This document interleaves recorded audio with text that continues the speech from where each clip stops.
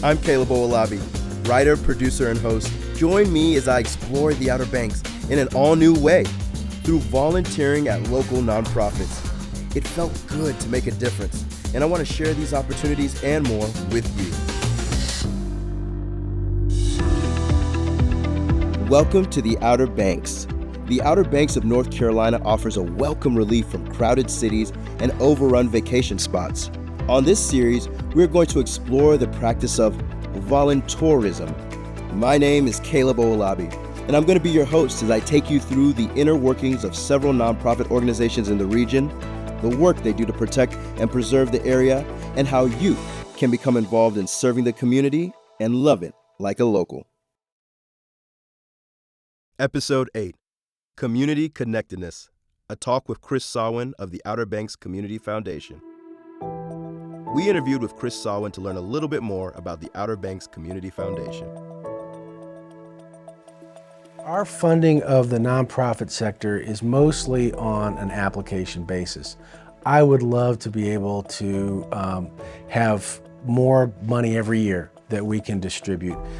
So what we do to try and serve nonprofits falls into more than just one category. Because there's never enough money to satisfy all the challenges any community faces, we try and work overtime to find other ways that we can support this sector of our economy. Everyone wants to be involved with something that's bigger than themselves. It doesn't dawn on you all at the same age, but in this community, we're pretty remote. Growing up down here, we had to wait 6 months before the latest trends got to us. And so I think that, having a community that is separated by two massive bodies of water, it brings people together. And I think the Community Foundation is really one of the best examples of the Outer Banks community taking care of its own. We don't have enough assets under management to provide all the funding that all our nonprofits need, not even close. But through grant funding, through bringing nonprofits together for educational learning opportunities, social opportunities to get together and share ideas, and now with this space that we're in now, the Outer Banks Center for Nonprofits, which was established last year, we can also host all sorts of gatherings. Board meetings, committee meetings, client meetings, but the real magic of it is just to see all these folks. Some work at nonprofits, some are board members, some are volunteers, but they get together and it's just kinetic. People start riffing off what other people are doing, new connections are made, and that's what's gratifying. I've been lucky to see the evolution of how the visitor economy has developed here. I mean, if you think about it, the Outer Banks economy is relatively young.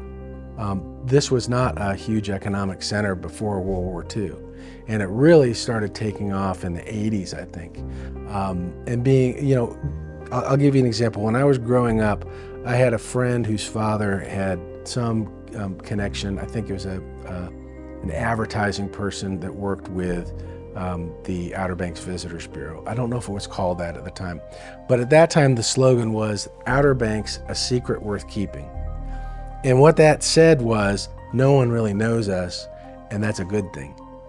And I think that, it's a secret that you can discover. It's a little bit isolated. It's got that, that special magic to it. The period of time from maybe 1980 until maybe 2015 is just rocket growth. It's just massive growth, which brings a set of issues. And I really noticed that about 2-3 years ago, you could see the Dare County Tourism Board and the Outer Banks Visitors Bureau messaging start to change a little bit to talk about the balance between the visitor economy and the residents. This is something from personal experience. I know that when I went on vacation to Colorado, had there been some sort of volunteer activity that would have allowed me to not just be a visitor, but also get to know some of the local folks. We've got a wonderful SPCA here, and they do dog washing events at Dowdy Park.